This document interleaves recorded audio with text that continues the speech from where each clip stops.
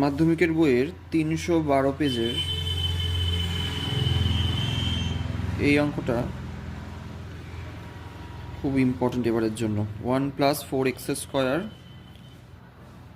cos a = 4x। তবে প্রমাণ করতে হবে cosec a plus cot a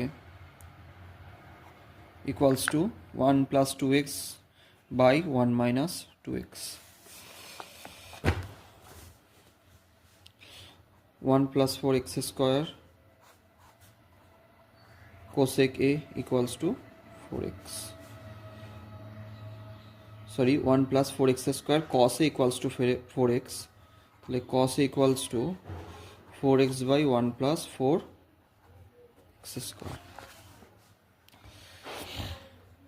cos square a = 4x by 1+4x² তার square. cos square a = 16x² by 1+4x² তার square.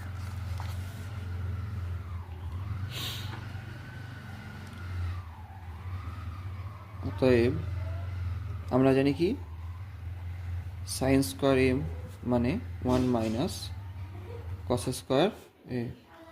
1 - cos square a মান কত আছে? 16x² by 1+4x² তার স্কোয়ার।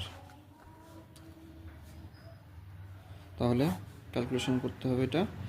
1+4x² তার স্কোয়ার,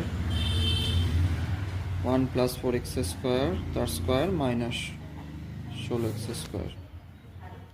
1 + 2 × 1 × 4x² 4x² তার square minus 16x² by 1+4x² তার square. 1 + 8x², 16x⁴, 16 - 16x²।